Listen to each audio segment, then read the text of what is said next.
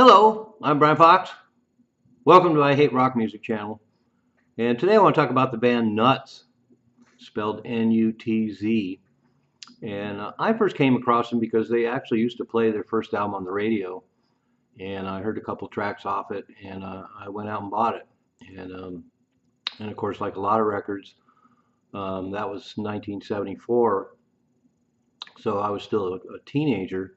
I had no idea that there was a second album. I didn't find out till years later that there was a second album. So anyway, that's how it goes with that sort of thing. But they formed in Liverpool. Mick Davenport on guitar, John Milet on drums, Kenneth Mulholland on bass, Dave Lloyd on vocals and guitar. And I guess their history goes back a little further than I thought. A couple of members were in a band called Jiminy Cricket that released a single called Love is a Seesaw on Uni in 1970. So I'm sure they were still active between 1970 and 1974, but there's nothing documented. And they were definitely influenced by the Beatles, and then decided that they would get involved in the hard rock scene. And that makes sense because by 71, hard rock was, in 72, the hard rock was definitely dominating what bands were the direction bands tended to move in. And so in 1974, well, actually, they were called Harpoon briefly when they first moved into doing hard rock. They were called Harpoon, and then they wanted to have a name that was shorter and catchier, so they changed it to NUTZ. And so they released their first album in 1974.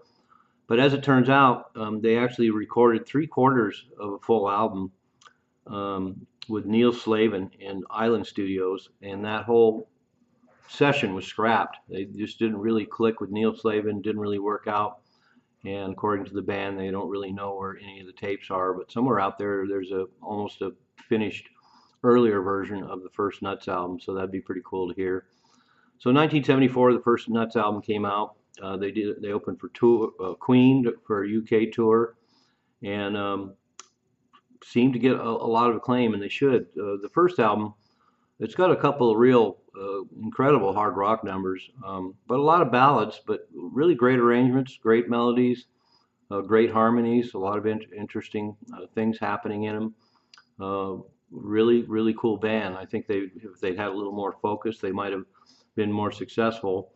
The first album was released in the US and Europe, and then they followed it up in 1975 with NUTZ 2. And this time they went into the studio with John Rockfield, at the Rockfield studio with John Anthony, and had much better results. The album is definitely a lot more straightforward hard rock. Some moments kind of remind me of Mott the Hoople. Classic mid-70s British moves. Not quite great. There's a lot of moments that are really great because they're very talented. The singer's really good.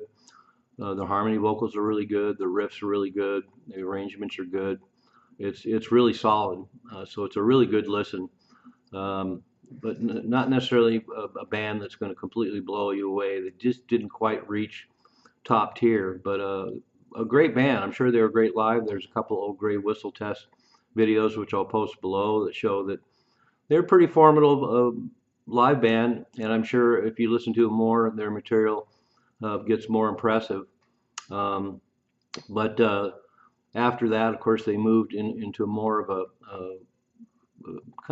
for me, a little more mediocre. They added keyboards and became Hard NUTZ, and then they changed their name to Rage, and I'm just not as interested in that material. But they did some great tours. In '76, they opened for Black Sabbath, and in 1977, they opened for Budgie. And then there's a live album called NUTZ Live Cuts that was released in 1978 to wrap up their contract with A&M Records. And once again, I'm not as impressed with it.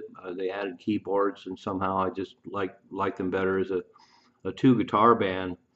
And as it turns out, they even used to do a cover of Young Man's Blues by The Who in their live set, which would really have been something to see. And there's quite a few singles out there they released, As Far as the Eye Can See and Round were both released as singles with picture sleeves. And of course, their album covers are unforgettable. There's a couple of non-LP B-sides on those singles, but now that the CDs are out, you can get all that material, including non-LP B-sides. So I recommend them with some hesitations. They have all the classic 70s moves, uh, killer guitar player, great riffs, great harmonies. The songs are really pleasant. Even their ballads are memorable and well written, and great vocals. There's a lot going on there. Their hard rock numbers are pretty hard rocking. They could have been a big band. I think if they kept going in the direction they were going on NUTZ 2, they would have had a bright future. But now they're pretty much a cult band. But that said, I think they're worth checking out. I'll post their stuff below, the Old Grey Whistle Test live clips, and then the two records, and you can decide for yourself. But I don't heartily recommend them as much as I do a lot of the bands that I post about, but still worth a listen, and you may respond to it very well. I'm Brian Fox. Thanks for watching I Hate Rock Music.